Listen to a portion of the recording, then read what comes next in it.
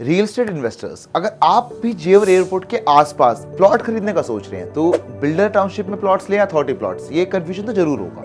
चलिए समझते हैं कौन सा ऑप्शन बेटर है। इंफ्रास्ट्रक्चर डेवलपमेंट से लैंड प्राइसेस हर साल बढ़ती जा रही है। आप चाहें विला बनाएं, रीसेल करें या कमर्शियल यूज के लिए रखें, ऑप्शंस अनलिमिटेड है। तो आइए समझते हैं कि बिल्डर टाउनशिप में प्लॉट्स लेने का बेनिफिट है या अथॉरिटी प्लॉट्स में, और दोनों के बीच का डिफरेंस क्या है और किससे लेने से आपको कितना ज्यादा बेनिफिट मिलने वाला है। सबसे पहले समझते हैं बिल्डर टाउनशिप के बारे में। बिल्डर टाउनशिप के अंदर जो प्लॉट्स होते हैं, एक प्रॉपर गेटेड कम्युनिटी होती है जहाँ पे आपकी सिक्योरिटी, एक प्लान टाउनशिप रहती है, वाइडर रोड्स होती हैं, पार्क्स रहते हैं, क्लब हाउसेस रहते हैं। पोजीशन की बात करें तो बिल्डर टाउनशिप का पोजीशन भी आपको जल्दी मिलता है और इसमें आपको हाई रीसेल वैल्यू भी मिलती है क्योंकि डिमांड ज्यादा रहती है, इंफ्रास्ट्रक्चर रेडी टू यूज होता है। और उसी साइड अगर बात करें हम अथॉरिटी प्लॉट्स के बारे में, तो सबसे पहली चीज आती है कि इंफ्रास्ट्रक्चर बहुत ही ज्यादा बेसिक होता है, यानी कि एमिनिटीज की तो काफी हद तक कमी होती है और एमिनिटीज के नाम पे जस्ट एक पार्क ही देखने को मिलता है। और ज्यादातर टाइम इसमें पोजीशन भी आपका डिलेड होता है, यानी कि जो अप्रूवल्स होते हैं प्लॉट्स के वो आने में भी काफी टाइम लग जाता है।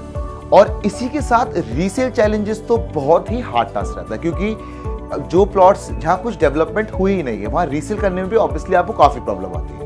यमुना पर इस टाइम पे अथॉरिटी प्लॉट्स के ऑप्शन ऐसी जगह पर है जहाँ पर रोड्स भी प्रॉपर्ली डेवलप नहीं है, और एंट्री की बात करें तो हाईवे से काफी हद तक अंदर जाके ही प्लॉट्स हैं। तो उसी जगह पे यहाँ पर आपको 80 से 90 हजार रुपए की गज में, आपने सुना भी होगा कि आपको प्लॉट्स मिलते हैं, बट अगर आप एक्चुअल में उन लोकेशंस को देखें जहाँ 90 हजार रुपए पर स्क्वायर मीटर पर स्क्वायर गज में आपको अथॉरिटी के प्लॉट्स मिल रहे हैं, वो ऐसी लोकेशंस हैं कि यहाँ पर आज भी प्रॉपर रोड्स की कनेक्टिविटी नहीं है, यानी कि आप इजीली वहाँ कम्यूट नहीं कर सकते हैं और वहाँ एमिनिटीज के तौर पे केवल पार्क रहने वाला, उसके अलावा कुछ भी नहीं है। But on the other hand अगर हम एक डेवलपर टाउनशिप के प्लॉट्स की बात करते हैं तो यहाँ केवल हम प्लॉट्स की नहीं, एक प्रॉपर गेटेड कम्युनिटी की बात कर रहे होते हैं क्योंकि इसके अंदर आपको प्लॉट्स के अलावा सब तरीके की एमिनिटीज, चाहे वो स्पोर्ट एमिनिटीज हो, कमर्शियल एक्टिविटीज हो, क्लब हाउसेस हो, वो सब चीज आपको इंक्लूडेड रहती है।